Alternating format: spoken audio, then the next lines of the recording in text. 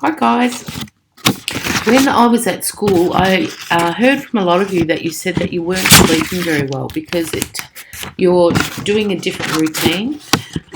You're going to sleep different times. You're getting up different times, and then going back to school, you're going back to your normal routine. So I thought I'd talk to you about sleep and how important it is for you to go to sleep of a night time, and some things that I just researched about it. It is linked to higher body weight when you're not sleeping properly. So, getting a good night's sleep can help regulate your metabolism. Your metabolism is when you're putting food into your body and it burns it in the correct way rather than storing it as fat. So, that can help with that. It also helps with making sure that you have good appetite during the day. So you're actually eating more healthier food during the day because it's you're searching for that nutrition. It improves your problem solving techniques when you're doing problems, your memory, concentration, physical performance, and also too recognizing people's emotional expressions on their face. So which I thought that was quite interesting that you can recognize that. I know it'll be a bit tricky with these masks at the moment, but with when you're getting a good night's sleep, you'll be able to recognize when people feel upset or whether they're happy. You can see all of that. It's also linked to not having enough sleep is linked to anxiety and depression. So at this time, we don't want to feel those type of things. We want to feel happy. That's what our job is right now, is just to feel happy. So you need to get that good night's sleep. So that helps towards that. And it improves your immune system, which we need to. So I wrote down some things that I thought that might be able to help you with getting to sleep of a night time. I'm finding that I've always woken up at 3 o'clock in the morning, and I go to the toilet normally, and so I get up and I go to the toilet. Some mornings when I wake up at 3 o'clock in the morning, like the other morning, I was awake. I actually woke up after 3. It was about 3:15, and I stayed awake the whole time. I just couldn't get back to sleep. My mind was going, and I thought to myself, what am I doing? I mean, I should be doing mindfulness, but instead I'd forgotten all about that, and I just kept thinking and thinking and thinking. So getting down some ideas is great, but you actually got to do them at the same time. So, of course, mindfulness. I'm going to do a relaxation. We've done the security room before, and that helps when you've had nightmare and you need to get back to sleep. I actually had nightmare last night. I haven't had one for such a long time. And what I do is I go grab my phone and I record the nightmare onto my phone. I just speak what happened in my dream. You can do that, or you can write it down, or even drawing a picture, or telling somebody. Any of those things, it gets you fully awake so you don't fall back into that nightmare. But it seems to just take it away. I used to make my kids tell me their dreams when they had nightmare. I'd say, sometimes I'd fall asleep while they were telling me, but I used to make them tell me that because I knew that once they told me the dream that they wouldn't fall back into it. So that's getting that fully awake. And then after you're fully awake, you need to get back to sleep. So that's when you can do the mindfulness on the security room. You don't necessarily have to play my one. You can do it yourself. And you don't need to you don't have to have music. It's good, it helps, but you can still do this in your own mind, so that can help you. Once we do it and you go through it, you'll remember what to do. So some things that you can do, I'm looking at my notes here, that's why I'm looking to the side, is you can hide your clock. When you hide your clock, what happens is you're not constantly looking at it and thinking, oh, I'm still awake, I'm still awake, I'm still awake. So if you've got a clock in your room, or say you've got an alarm clock or something, just move the screen away so that you can't see what time it is. Perhaps having a warm shower before you go to bed, that feeling, that coziness, that, getting into your bed and pulling the doona up and laying on your soft pillow and maybe cuddling your favourite teddy, is a really, really great thing. Not really terrific to sleep with animals because animals move, and often when they move, they can wake you up. But of course, having a soft toy and something like that, and that makes you feel really, really relaxed, that's a good idea. Having your room cool rather than hot is better.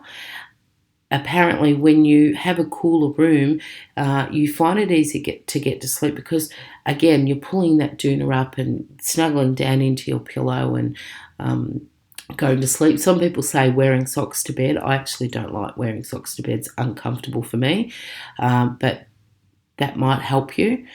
Not having electronics.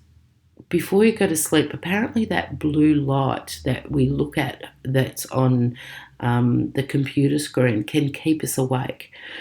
So although people might, play a game before they go to sleep or watch something before they go to sleep, try not to do that if you're having trouble getting to sleep. Reading a book is better, or drawing a picture is better than having any electronics before you go to sleep. Don't eat right before bedtime because your body's starting to digest it, and it's making movement. It's not in that calm rest and digest situation that we want when we're going to sleep. Having a dark room. If you're not scared of the dark, it's better to have a dark room where you don't have much light coming in, because what happens, we've got this pineal gland in the middle of our brain, and it does a lot of different things, but one thing that it does is it tells you that, oh, it's night time, now we sleep. And when we see the light, it says, oh, it's light, now we awake. And of course, your body, when it's resting, is going through all the motions of putting all the vitamins and minerals through your body and helping you grow and doing all a whole lot of good things while you're asleep. So having that dark room can help you get to sleep. Going to bed the same time every night and getting up at the same time every morning, keeping that routine is really important. It's tricky at these times because I know that you're doing different things. It's being handled differently to what you normally are used to. But trying to get to bed at the same time that you normally would and trying to get up in the morning the same time that you normally would helps with you getting to sleep over night time. Avoid having naps during the day. I love a nap in the day. I know that your kids and you probably won't be having naps, but if you are having a nap during the day and you're finding it difficult to get to sleep over night time, try to not have that nap during the day. Exercise during the day. Exercise is really important. And when, of course, you're exercising, you're creating those happy bugs, those endorphins in your body that keep you happy. So doing exercise is not only really important for your health and your well-being, but it's also really helps you get to sleep for night time as well. And plus, because you're kids, you've got a whole lot of energy. So having that energy, you need to get rid of that energy. So doing exercise is a great idea too. Getting comfortable in bed. So when you're in bed, pulling that pillow right up in that comfy position and having the blankets around you and, like I said, cuddling into a teddy and just feeling really comfortable, moving until you find that real comfortable position you love. Having a notebook and a pen beside your bed is a really great thing too, because sometimes we're laying in bed and we're thinking. When I record when I recorded my nightmare last night, that stops me thinking about it because I've recorded it. I don't have to try and remember it. Sometimes we get into bed and think, oh, gee, I should have done this or I should have done that. Or we write it down onto our notepad and then we know that we're not going to forget about it and we can think about that later. And sometimes too, if you've got a notepad, you can just, if you have a nightmare, you can wake up and just quickly draw a little picture, so that you can remember in the morning what it was about to tell somebody, but it also wakes you up. Read something positive before bed. So reading before bed's really good as well. It tires your eyes out, but it's not electronics. But make sure that it's not something that's scary, because often when we have something scary that we read or watch before bed can then go into our dreams, and then that helps us have nightmares when no one likes a nightmare.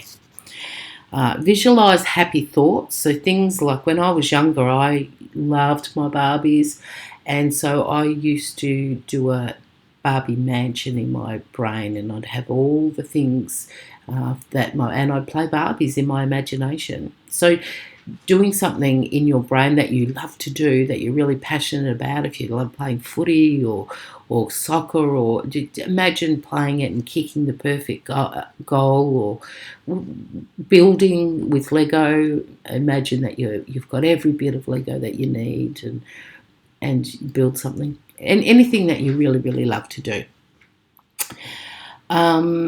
So about half an hour to an hour before bed, begin to wind down. Don't do things like exercise or watching scary things, or just winding down, so that, maybe that's when you might have a warm shower, or maybe you might get a nice, warm drink, or something that's going to start to wind you down before bed.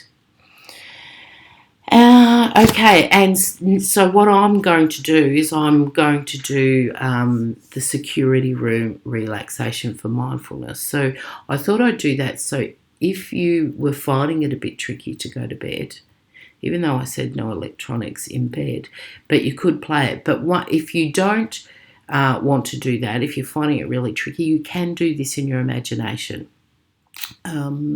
And we have done, most of us anyway, have done this before. Some of us haven't done this before. If you're finding that there's something that is scaring you, put it at your front door of your house and use that scary thing to protect you rather than to hurt you. And when you change that and you flip that around in your brain, that helps you then get to sleep. Because if it's something, because we know monsters are not real, but some people get scared of monsters, and that's just silly because they're not real. But if you are scared of that, put that monster at your front door, and now that monster is going to protect your whole house and keep away anything else that might be scary, so that you can just go off into sleep. All right. Hopefully that will help some of you get some sleep, and go get a pillow, and we'll practice doing our security room relaxation. Bye.